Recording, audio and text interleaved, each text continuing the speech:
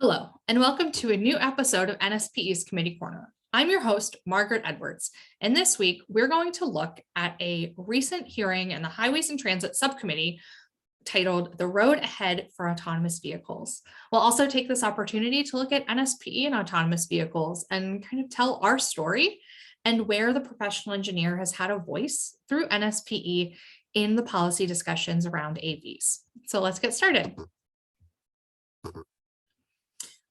So before we begin talking about the hearing itself, which was held in the Highways and Transit Subcommittee, I figured we could take a moment to just talk about the subcommittee itself and what their jurisdiction looks like. So first off, the Highways and Transit Subcommittee is under the leadership of my Congresswoman, Eleanor Holmes Norton from the District of Columbia, and the ranking member is Representative Rodney Davis from Illinois. The Highways and Transit Subcommittee is responsible for the development of national surface transportation policy, construction and improvement of highway and transit facilities, the implementation of highway and transit safety programs and research activities, and the regulation of commercial vehicle operations. The jurisdiction, the committee also has jurisdiction over various U.S. Department of Transportation programs, and particularly ones that are administered by the Federal Highways Administration, the Federal Transit Administration, NHTSA, which is the National Highway Traffic Safety Administration, and the Federal Motor Carrier Safety Administration, or FMCSA. And so that's just a little bit about the subcommittee. So now let's talk about the hearing.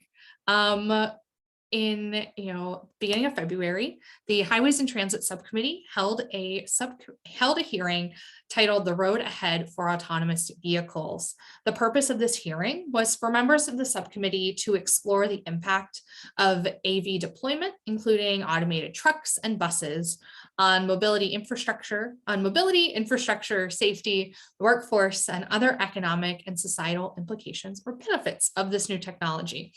They had a very large panel at this hearing representing folks from the National League of Cities to state highway and transportation officials, various unions, safety advocates, and folks who are working on the automated vehicle technology, like Mr. Buse from Aurora. The full list of panelists is here on the screen. And so this hearing was a great opportunity for members of Congress to ask questions of these various panelists, kind of covering the whole spectrum of kind of where the tech is being created, but also some of the longer term implications and impacts that this technology will have, whether it's on the workforce, or safety, or just from the industry itself. This was for members of Congress, getting 5 minutes to ask this whole panel questions probably wasn't an easy task, to look at 9 folks and see, okay, how do I want to structure my questions? What answers do I want to get? What narrative do I want to create?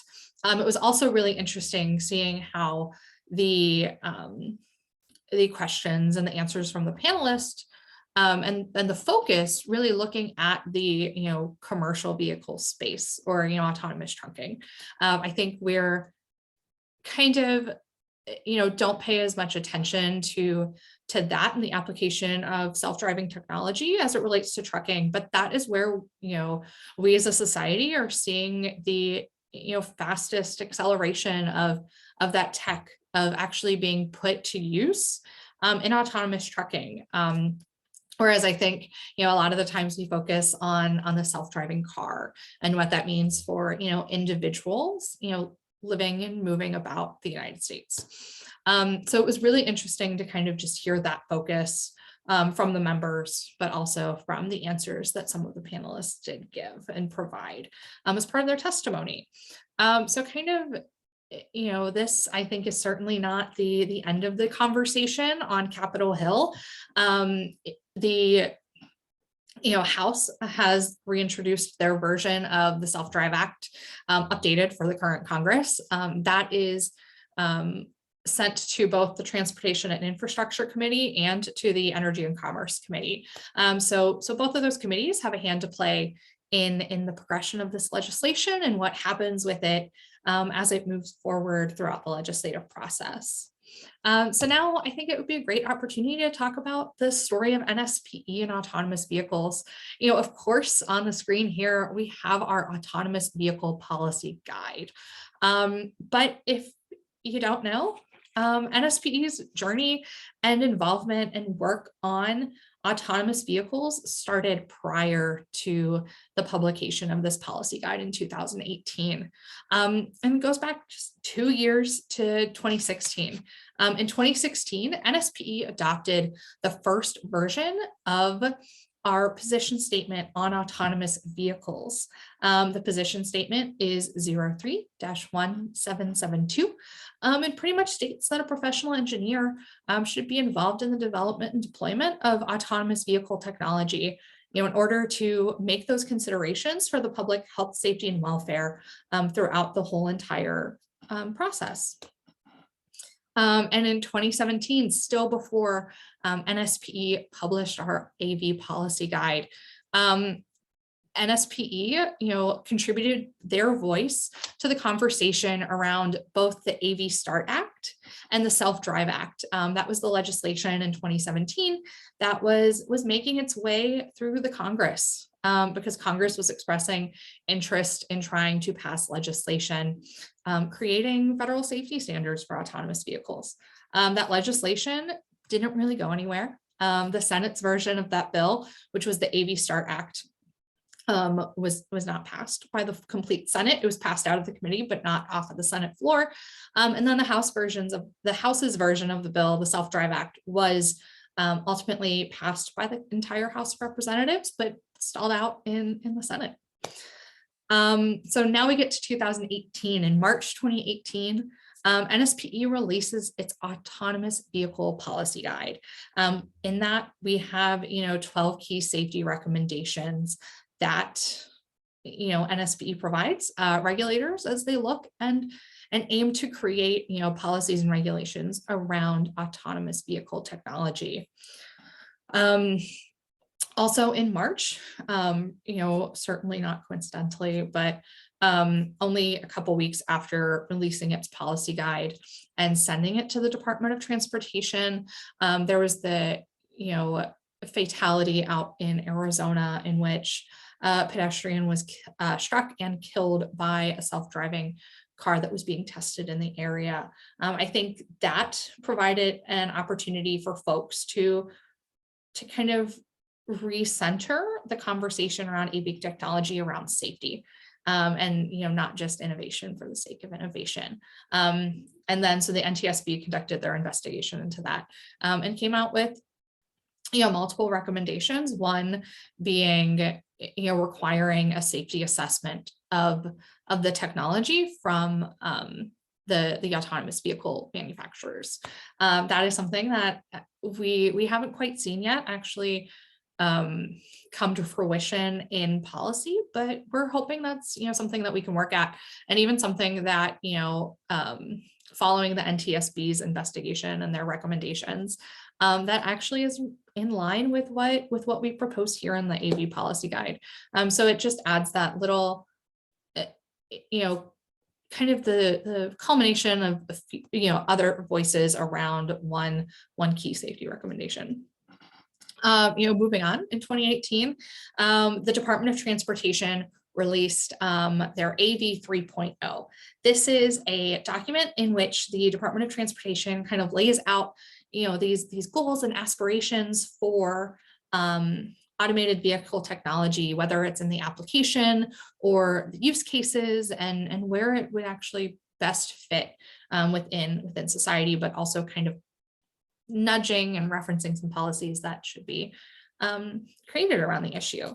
NSPE did respond to that and stated that we're not a fan of voluntary guidelines. As part of AV 3.0, the Department of Transportation went to these companies who are producing and testing and developing autonomous vehicles and said, hey, if you want, you can, we have these voluntary guidelines, one of them which is a voluntary safety self-assessment, that if you want to do this, you can do it. You don't have to do it.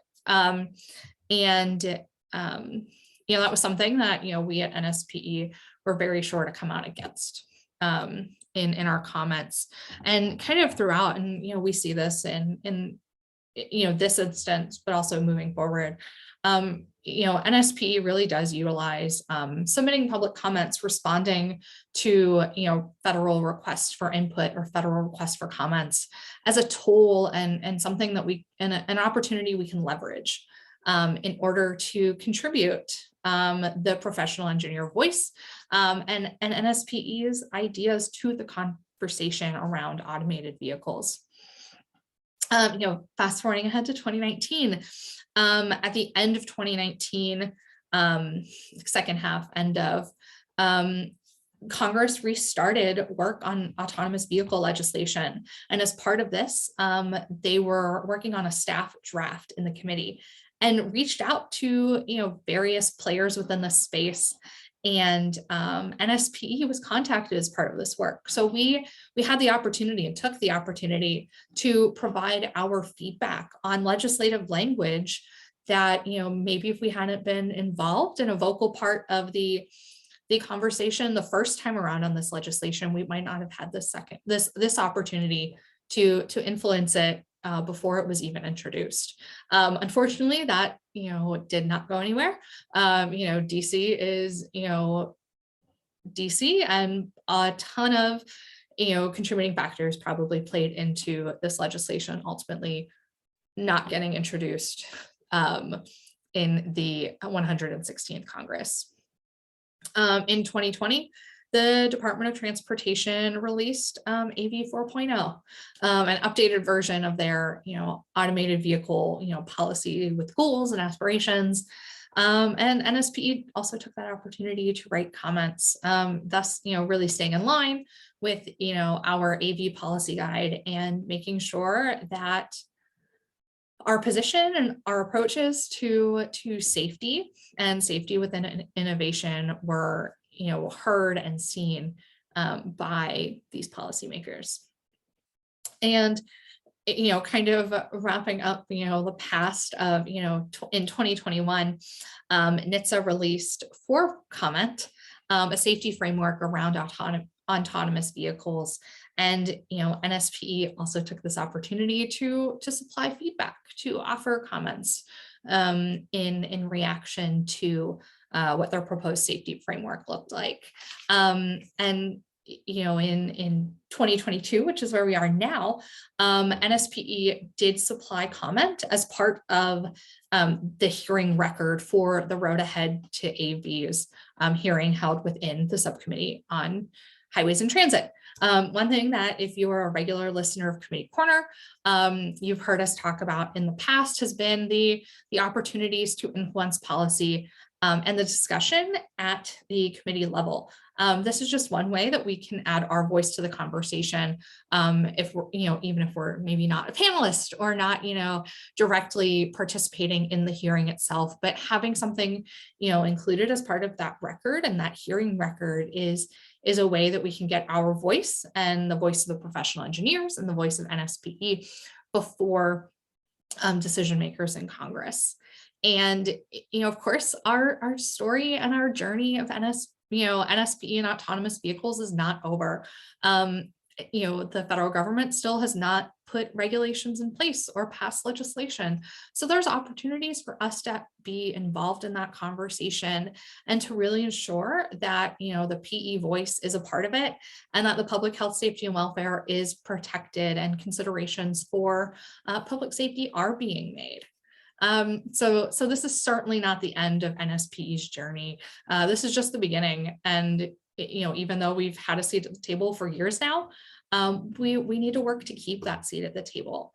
And so that's something that, I think you can count on us folks at NSPE to, continue working towards and striving towards, and making sure that professional engineers do have a seat at the policymaking table.